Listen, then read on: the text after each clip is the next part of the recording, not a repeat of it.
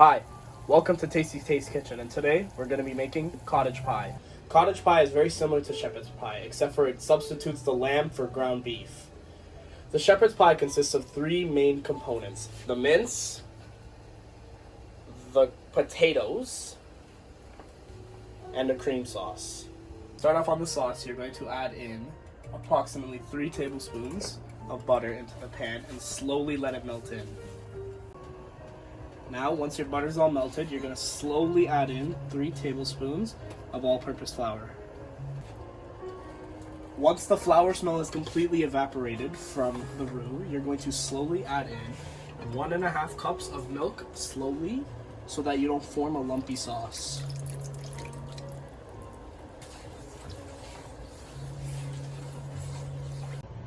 So, you're going to add salt to taste, and a little bit of sugar to add a bit of sweetness. And a pinch of black pepper to give it some color. You know your sauce will be finished when you can drag a spoon through and it leaves a trail. To start off, we're going to make our mashed potatoes. Slowly add in 10 small chopped potatoes into boiling water and cover and let boil. Now, with the mashing method of your choice, mash all the potatoes until it forms a nice creamy puree. Add black pepper and salt to taste, and add a little bit of butter so that it becomes more creamy. Add in about a cup of milk and a cheese blend of your choice. When the mashed potatoes cool down, add in 2 egg yolks.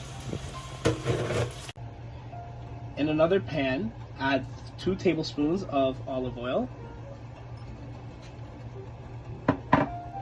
3 large onions minced, and let them cook until the onions become slightly translucent. After you're done sweating the onions and they become slightly translucent, add about 7 to 8 minced cloves of garlic and stir until fragrant.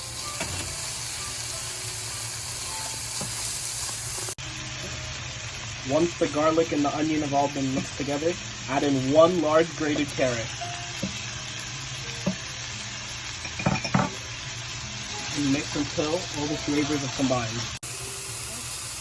Once all the vegetables have been cooked down and fragrant, add in about 2 pounds of ground beef.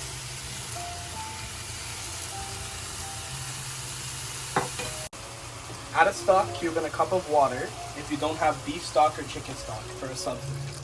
So mix it in until the stock mixes in with all the beef. And then add your seasoning: salt, black pepper, and crushed dried thyme. You can add 1 cup of tomato sauce or tomato puree if you have either. Both work. In a heat-safe dish, slowly start to add in your mince. Once the beef stock has cooked down into the meat, your mince is complete. Slowly spoon in your bechamel sauce over top the mince. Lastly, spoon in your mashed potatoes and form your final layer. With a fork, slowly run through the shepherd's pie so you get a nice rough consistency so that you get a much crispier crust. And last but not least, garnish the top with a cheese blend of your choice, preferably mozzarella and cheddar. Before starting your prep, make sure to preheat the oven to 370 degrees Fahrenheit. With your final product, add it to the preheated oven and let cook for 30 minutes. We're going to repeat the exact same recipe for the cottage pie, but this time we're going to cook it over the stovetop.